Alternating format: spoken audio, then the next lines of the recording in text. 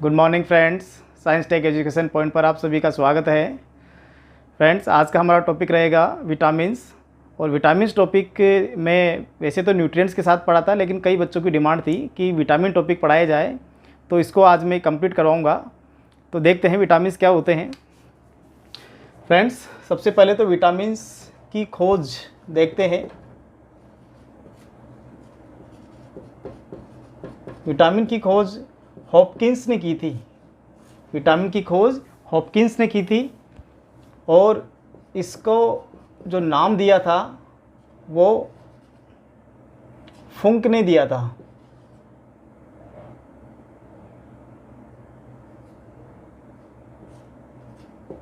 इसको नाम दिया था फुंक ने। अब देखते हैं होते क्या है विटामिन।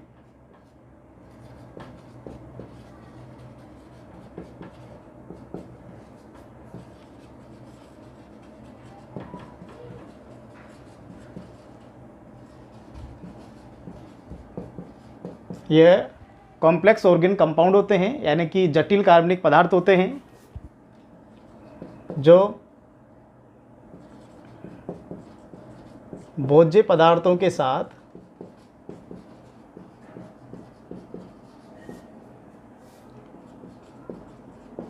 ग्रहण किए जाते हैं। ग्रहण किए जाते हैं।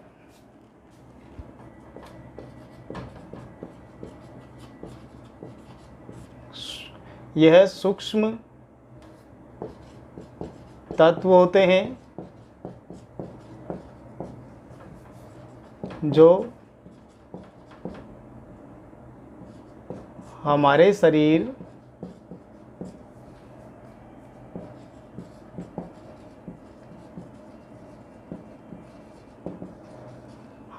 की मेटाबॉलिज्म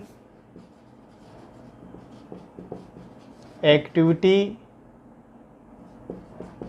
को सुचारू रूप से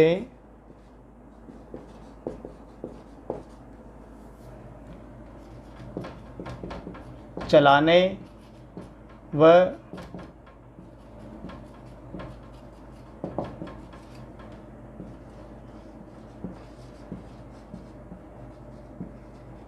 इम्यूनिटी डेवलपमेंट, प्रतिरक्षा तंत्र, इम्यूनिटी डेवलपमेंट के लिए आवश्यक होते हैं। दोस्तों, ये कॉम्प्लेक्स ऑर्गेनिक कंपाउंड्स होते हैं जो भोज्य पदार्थों के लिए हमारे फूड मटेरियल के साथ में ये अपटेक किए जाते हैं, हमारी बॉडी इसको लेती है। ये माइक्रो एलिमेंट होते हैं जो बॉडी की मेटाबॉलिज्म एक्टिविटी के लिए और हमारे इम्यूनिटी के लिए आवश्यक होते हैं। नेक्स्ट है, इनकी अगर हमारे शरीर में कमी हो जाती है तो डेफिशिएंसी डिजीज़ हो जाती है। अगर विटामिन्स की हमारी बॉडी में कमी हो जाएगी तो डेफिशिएंसी डिजीज़ यानी कि हीनता रोग हो जाएंगे, यानी कि कमी से डेफिशिएंसी डिजीज़ उत्पन्न हो जाएगी।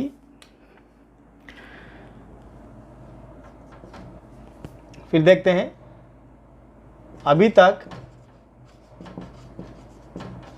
20 विटामिन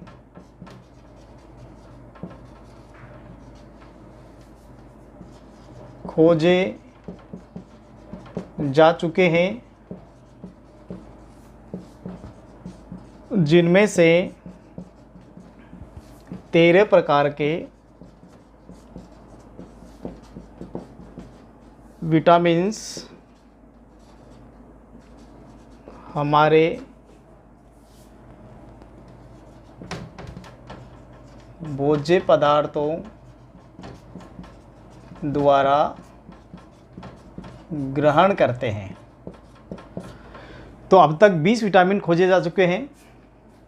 20 प्रकार के विटामिन का पता चल चुका है, जिसमें से 13 प्रकार के विटामिन 13 प्रकार के विटामिन हमारे जो खाद्य पदार्थ होते हैं उनके खाद्य पदार्थों से हमारी बॉडी लेती है, यानी कि हम 13 प्रकार के विटामिन भोजन के द्वारा बॉडी में लेते हैं।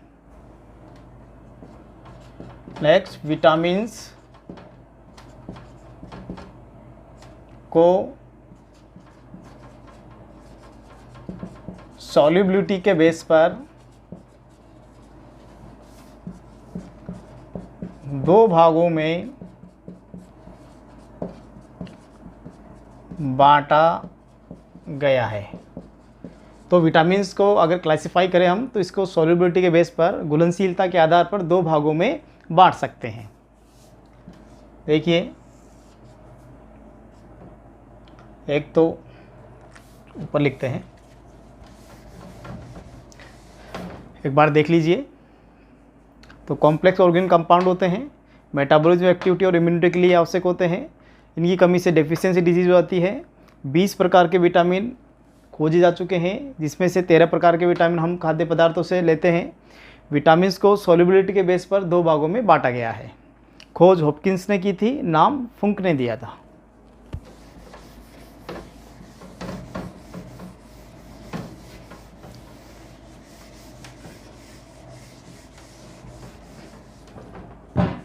देखिए,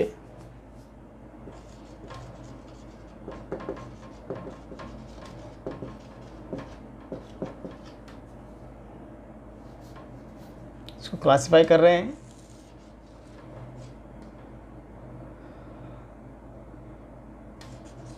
वाटर सॉल्युबल विटामिन्स, जल में घुलनशील विटामिन, और दूसरे हैं फैट सॉल्युबल विटामिन। इस तरह से ये वसा में घुलनशील हो गए और ये पानी में। इस तरह से इसको 2 भागों में बांट दिए हैं। तो देखिए, अब यहाँ से भी क्वेश्चन बनता है कि कई बार क्वेश्चन पूछा जाता है कि निम्न में से जल में घुलनशील विटामिन कौन सा है या इनमें से वसा में घुलनशील विटामिन कौन सा है। तो पहचान करवाई जाती है। तो इस तरह के क्वेश्चन आते हैं तो आप आसानी से कर सकते हो। तो जल में जो घुलनशील विटामिन है वो है vitamin B and vitamin C. ये 2 विटामिन ऐसे हैं जो जल में घुलनशील है, और इसके अलावा जो वसा में घुलनशील है वो है ए, डी, ई और के। इसको ऐसे भी याद रख सकते हैं, एडेक, ADEK, एडेक। और या फिर जो जितने विटामिन हैं उनमें से बी और सी को बाहर निकाल लो। बी और सी पानी में घुलनशील होते हैं, और उसके बाद जो शेष बचे हुए हैं वो वसा में घुलनशील विटामिन होते हैं। देखिए, बी और सी ऐसे विटामिन हैं जो हमें रोज़ लेने पड़ते हैं, क्योंकि ये जल में घुलनशील होते हैं और ये हमारी बॉडी के अंदर स्टोर नहीं किए जा सकते। ये यूरिन के साथ में रोज़ाना थ्रो आउट कर दिए जाते हैं, बॉडी से बाहर निकाल दिए जाते हैं।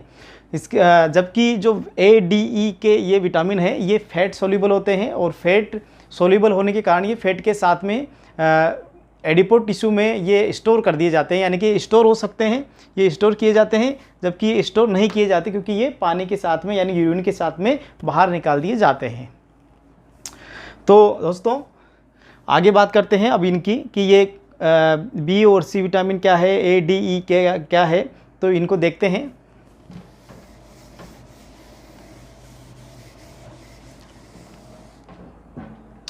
एक एक विटामिन की बात करते हैं। तो सबसे पहले एक मैं टेबल बनाऊंगा, उस टेबल में हम देखेंगे कि कौन सा विटामिन है, क्या नाम है उसका केमिकल नेम क्या है, रासायनिक नाम क्या है, उससे कौन सी बीमारी होती है और उसका प्राप्ति स्रोत क्या है। तो एग्ज़ाम में जो पूछा जाता है वो विटामिन का रासायनिक नाम पूछा जाता है और उससे होने वाली बीमारी पूछी जाती है। प्राप्ति स्रोत बहुत ही कम पूछे जाते हैं, जो मुख्य जहाँ पर पूछे जाते हैं मैं बताऊँगा आपको।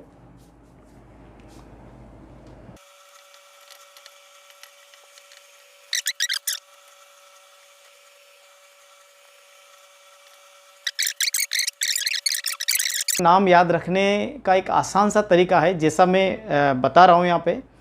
विटामिन ए, देखो सब जानते होंगे लगभग कि विटामिन ए की कमी से कौन सा रोग होता है, और नहीं पता है तो आप ध्यान रखें कि विटामिन ए की कमी से रतौंधी रोग हो जाता है, यानी कि आँखों से संबंधित रोग है।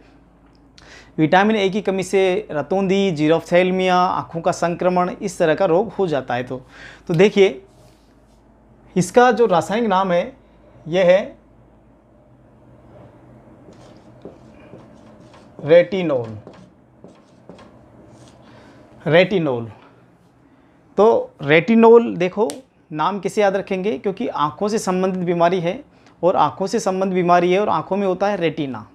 तो रेटिना से हमने बना लेंगे, हम रेटिना से याद रखेंगे रेटिनोल। तो इसका नाम क्या हो गया? रेटिनोल। इससे संबंधित जो रोग है रतौंधी,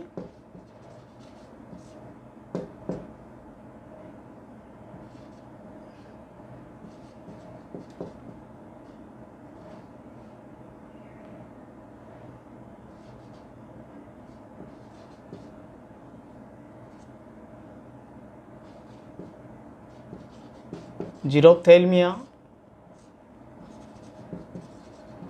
आँखों का संक्रमण,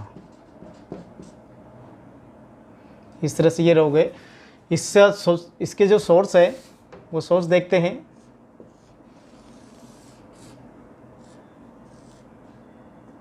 गाजर, टमाटर, हरी सब्जियां,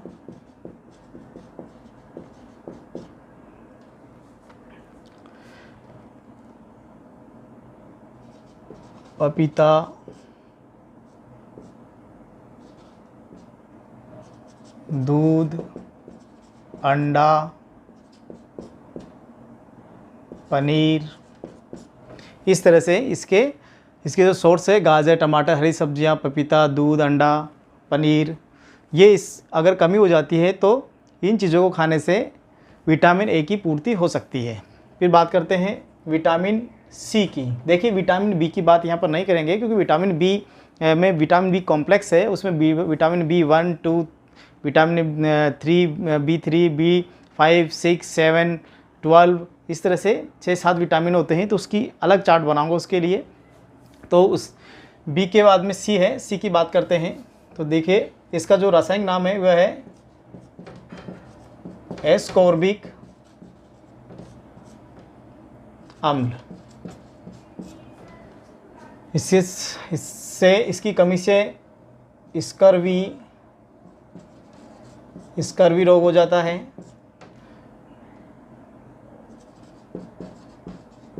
सोर्सेस का आंवला, नींबू वर्गीय फल, अमरूद, हरी मिर्च आदि। देखिए विटामिन सी का रासायनिक नाम है एस्कॉर्बिक एसिड, इसको ऐसे याद रखना पड़ेगा।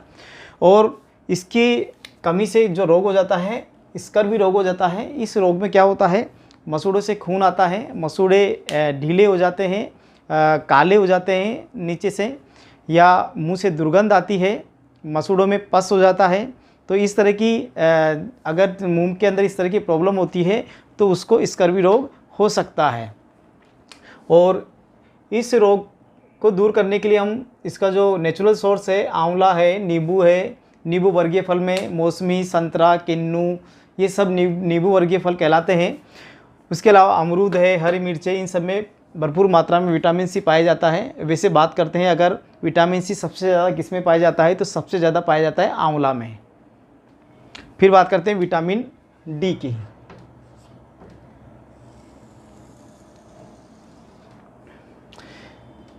देखिए विटामिन डी का रासायनिक नाम कैसे याद रखेंगे। विटामिन डी का रासायनिक नाम याद रखने के लिए हमें थोड़ा सा टीवी में ऐड आता है, उस पर जाना होगा। कि आपने देखा होगा कि दूध का ऐड आता है और दूध में इस तरह से बताते हैं ऐड में कि उसमें विटामिन डी जाता हुआ दिखाते हैं। यानी कि विटामिन डी नाम आते ही आपको दूध याद आना चाहिए। विटामिन डी नाम आते ही क्या आना चाहिए, दूध। और दूध में हम जानते हैं कि कैल्शियम होता है भरपूर मात्रा में। तो दूध में कैल्शियम होता है और कैल्शियम से हम यहाँ पर इसका रासायनिक नाम बनाएंगे कैल्सीफेरोल।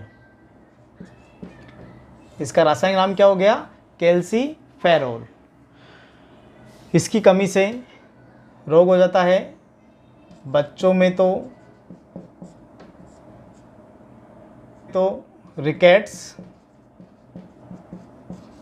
इसे सूखा रोग भी कहते हैं, और वयस्क के अंदर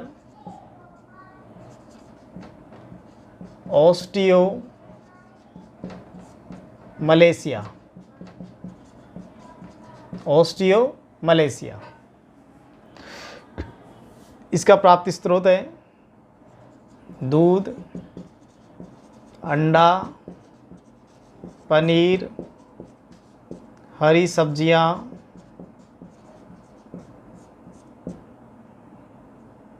मांस, मछली। इस तरह से विटामिन डी की बात हुई। तो दोस्तों ध्यान रखें, विटामिन डी नाम आते ही आपको दूध याद आना चाहिए। दूध में कैल्शियम होता है, और कैल्शियम से हम कैल्सीफेरोल नाम बना लेंगे। कैल्सीफेरोल इसका रासायनिक नाम हो गया। इसकी कमी से जो रोग होता है बच्चों में, रिकेट्स रोग होता है। रिकेट्स एक सूखा रोग होता है। इसमें बच्चा सूख सा जाता है, वेट बहुत कम हो जाता है, उसकी हड्डियां पतली हो जाती है। और वयस्क की बात करें, एडल्ट की बात करें, तो एडल्ट में ऑस्टियोमलेशिया रोग हो जाता है। ऑस्टियोमलेशिया क्या होता है? इसके अंदर उसमें हड्डियां टेढ़ी हो जाती है, तो टेढ़ी हो जाने को बोलते हैं ऑस्टियोमलेशिया। हड्डियां कमज़ोर हो जाएगी और हड्डियां टेढ़ी हो जाएगी। हड्डियां इसमें भी कमज़ोर होती है, इसमें भी कमज़ोर होती है, लेकिन इसमें सूखा रोग के नाम से जाना जाता है इसको, क्योंकि ये बच्चों में होता है। और वयस्क में अगर इसकी कमी हो जाती है तो उसमें हड्डियां टेढ़ी हो जाएगी और हड्डियां कमज़ोर हो जाएगी। और इसके लिए क्या खाएं हम? दूध, अंडा, पनीर, हरी सब्जियां, मांस, मछली, ये सब खा सकते हैं। फिर बात करते हैं विटामिन ई की। विटामिन ई की बात करते हैं तो देखिए, विटामिन ई का रासायनिक नाम फिर कैसे याद रखें हम? देखिए, विटामिन ई के रासायनिक नाम याद रखने का आसान सा तरीका है। विटामिन ई के लिए कई बार ऐड आता है, उसमें शैम्पू का ऐड आता है, उसमें विटामिन ई जाता हुआ दिखाते हैं। यानी कि आपको विटामिन ई नाम आते ही शैम्पू याद आना चाहिए। और शैम्पू क्यों डाला जाता है? अच्छे बाल दिखने के लिए, अच्छे ग्रोथ होने के लिए। वैसे कुछ होता नहीं शैम्पू से, लेकिन हम सभी जानते हैं कि जो ऐड दिखाया जाता है उसमें इस तरह से विटामिन ई जाता हुआ दिखाते हैं, और बालों के लिए ऐसा कुछ दिखाते हैं।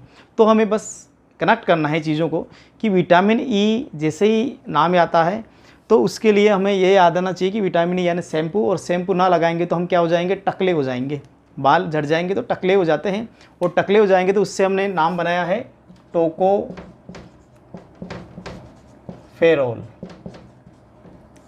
टोकोफेरोल। तो हमें रटने की ज़रूरत नहीं है, बच्चे भूल जाते हैं। तो यहाँ पर अगर इस तरह से याद रखोगे तो कभी नहीं भूलोगे। देखो, हमने आँख से रेटिनॉल बनाया है, आँख में रेटिना होता है तो रेटिना से रेटिनॉल बनाया है। एस्कोर भी के वैसे भी ऐसे नाम, स्पेसिफिक नाम ही अलग से ही है, सी से ही कनेक्ट होता है। इसमें भी एस आ रहा है और ये भी सी है, सी से कनेक्ट कर लेंगे इसको। फिर डी की बात करते हैं तो दूध, दूध से कैल्शियम, कैल्शियम से कैल्सीफेरोल। ई की बात करते हैं तो ई से शैम्पू, शैम्पू ने लगाएं तो टकले हो जाएंगे, टकले हो जाएंगे तो टकले को क्या इससे क्या बनाएंगे? टोकोफेरोल। अब इसकी कमी से कौन सा रोग होता है?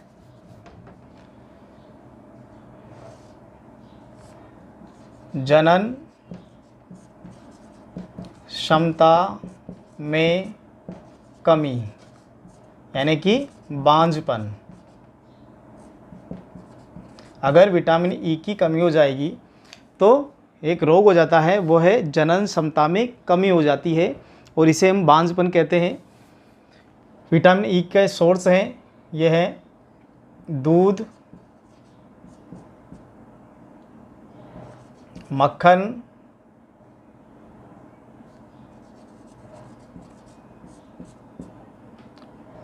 दही, हरी सब्जियां। इसमें कोई मांस मछली नहीं आएगा, इसमें दूध है, मक्खन है, दही है, हरी सब्जियां हैं। अगर ये चीज़ें सब भरपूर मात्रा में खाते हैं तो विटामिन ई की कमी नहीं होती है। अब बात करते हैं नेक्स्ट विटामिन की, विटामिन के।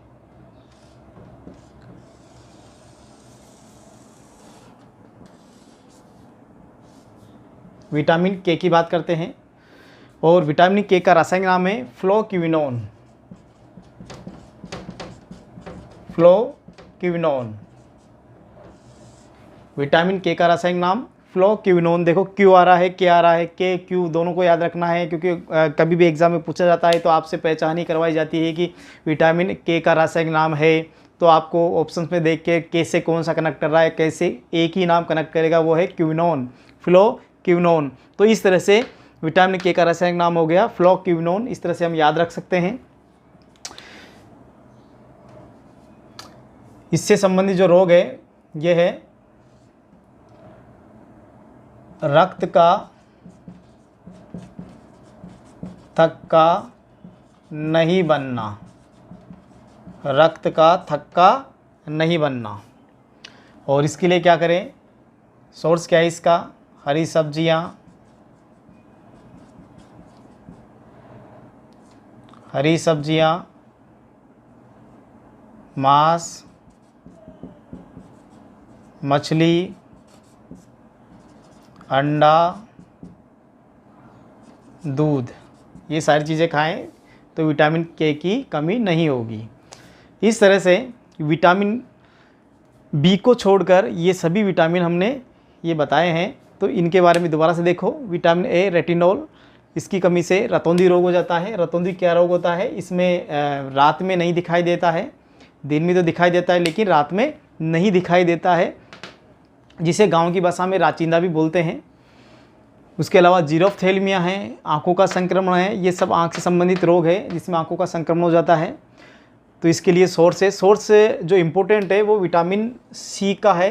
विटामिन सी के सोर्स इम्पोर्टेंट होते हैं, तो ये ध्यान रखें। और विटामिन ई के सोर्स इम्पोर्टेंट होते हैं, इन दोनों को ध्यान रखना है, इनके बारे में ज़्यादा नहीं पूछा जाता।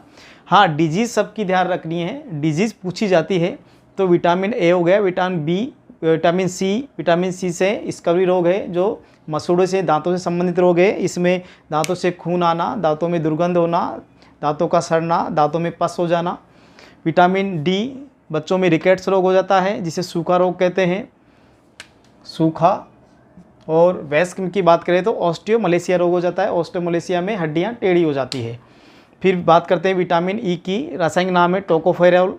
जनन क्षमता में कमी हो जाती है, बांझपन उत्पन्न हो जाता है। इसके लिए जो सोर्स है दूध है, मक्खन है, दही है, हरी सब्जियां हैं। फिर विटामिन के की बात करते हैं तो फ्लोक्विनोन इसका रासायनिक नाम है। इसमें रक्त का थक्का नहीं बनता, ध्यान रखें, रक्त का थक्का इंपॉर्टेंट है, कई बार पूछ लिया जाता है विटामिन के की वजह से कौन सा रोग हो जाता है। फिर बात करते हैं इसके सोर्स की, तो ये हरी सब्जियां, मांस, मछली, अंडा, दूध सभी में विटामिन के पाया जाता है। देख लीजिए। अब बात करते हैं विटामिन बी की।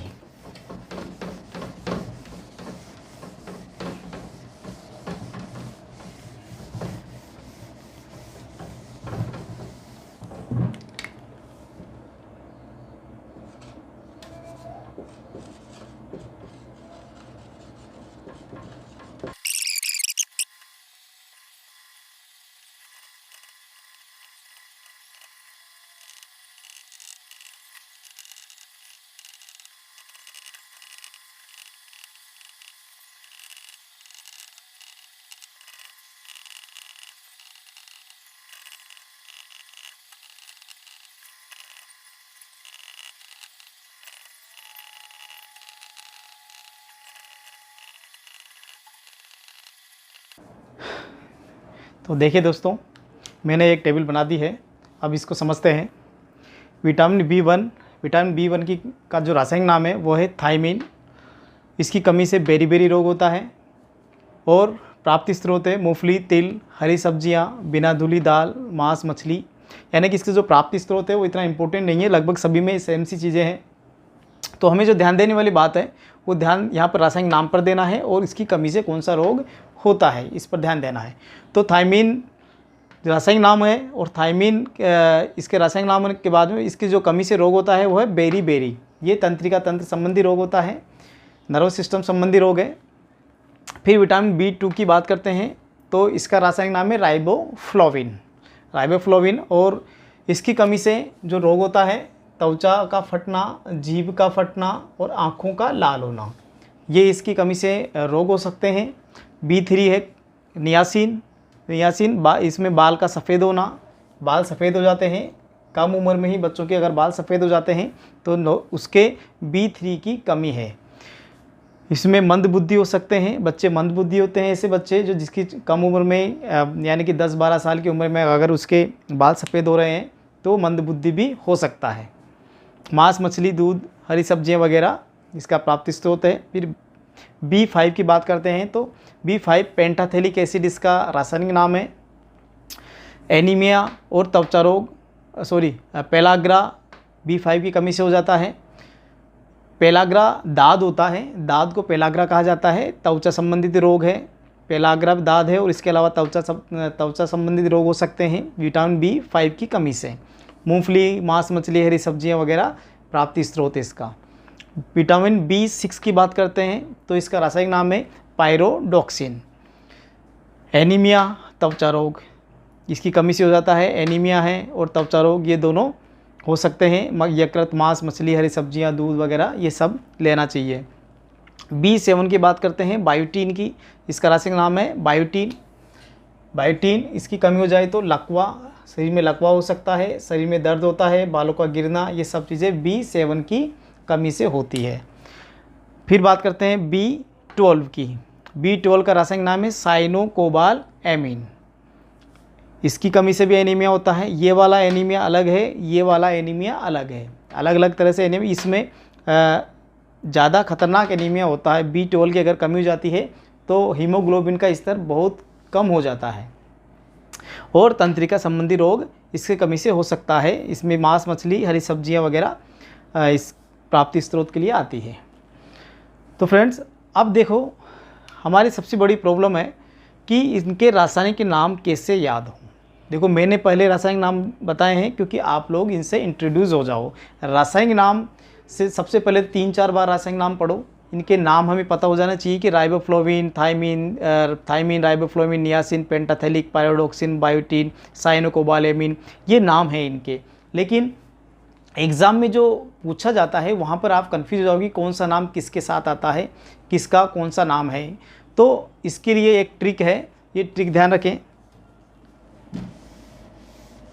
ट्रिक मैंने पहले इसलिए नहीं बताई क्योंकि ट्रिक से पूरे नाम या पहले नाम हमें पता होना चाहिए तब जाकर ट्रिक इस पर लगेगी। देखो ट्रिक इसके लिए थोरा नीपा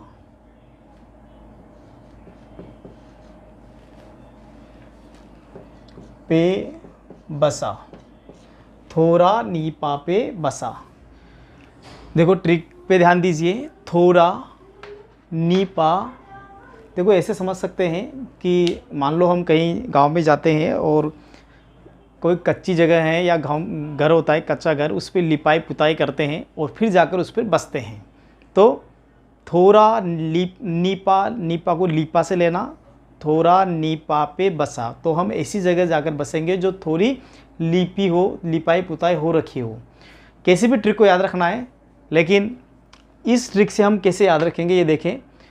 देखो विटामिन B1, थोरा से हम बनाएंगे थाइमीन, रासे राइबोफ्लोविन, नीसे नियासिन, तो विटामिन B3 हो गया, विटामिन B1 हो गया, B2 हो गया, B3 हो गया। तो B2, B3 नियासिन। अब देखो B3 के बाद में B5 है और B5 को हम ऐसे ही ध्यान रखेंगे क्योंकि ये दो पा और पे है तो यहाँ पे कंफ्यूज नहीं होना है। ये पे से पेंटाथेलिक एसिड बनेगा। हम ऐसे मान सकते हैं कि B5, 5 का मतलब होता है पेंटा, 5 यानी क्या होता है, पेंट होता है। तो 5 से पेंट बना लेंगे वैसे ही, तो पेंटाथेलिक एसिड। तो B5 का नाम क्या हो गया, पेंटाथेलिक, ये B5 का हो गया पेंटाथेलिक एसिड। फिर अगला पे है तो उस पे से बनाएंगे हम पायरोडॉक्सिन। तो 2 पे हो गए। बस ये है कि पेंटा है तो ये पे यहाँ पर मत जाना, यहाँ पर जाना पेंटाथेलिक एसिड। और फिर उसके बाद में है पायरोडोक्सिन, यानी कि दोनों एक्सचेंज है, पे इधर है पा इधर है, तो पायरोडोक्सिन है। फिर उसके बाद में है B6 हो गया, B7 है बायोटीन, तो वैसे याद रखेंगे हम बायोटीन। और B12 साथ से हैं B12 साइनोकोबाल एमीन। तो फ्रेंड्स वैसे ये ट्रिक है, बड़ी काम की है, क्योंकि यहाँ तो ज़्यादा काम में नहीं आ रही, लेकिन एग्ज़ाम में अगर आ जाता है क्वेश्चन और अब आप कंफ्यूज होते हो कि कौन सा रासायनिक नाम किसके साथ है, तो आप थोड़ा नीपापी बसा लिख देना और फिर उसके बाद में B1, B2, B3, B5, B6, B7 और B12 उनको आगे देख लेना कि कैसे कैसे बनेंगे, क्योंकि नाम साफ साफ नाम से पता चल रहा है कि थ से थायमिन बनेगा, रा से राइबोफ्लोविन बनेगा, नी से नियासिन बनेगा, तो ऐसे पेंटाथेलिक, फिर पायरोडोक्सिन, फिर बायोटीन, फिर साइनोकोबाल एमीन। तो किसी को ये ट्रिक याद है तो कभी भी ये सवाल गलत नहीं कर सकता है। तो इस तरह से दोस्तों विटामिन्स की बात हुई। तो आज हमने जो देखा है विटामिन्स क्या होते हैं, ये माइक्रो एलिमेंट्स होते हैं, ये हमारे भोज्य पदार्थों के साथ ग्रहण किए जाते हैं, हमारी मेटाबॉलिज्म एक्टिविटी के लिए, हमारी इम्यूनिटी के लिए आवश्यक होते हैं। ये कॉम्प्लेक्स ऑर्गेनिक मैटर होते हैं, सब्सटेंस होते हैं। इसकी खोज के बारे में देखा अपन ने, इसको नाम किसने दिया, फंक ने इसका नाम दिया था। और इसको दो भागों में बांटा था, एक विटामिन वाटर सोल्यूबल और एक फैट सोल्यूबल।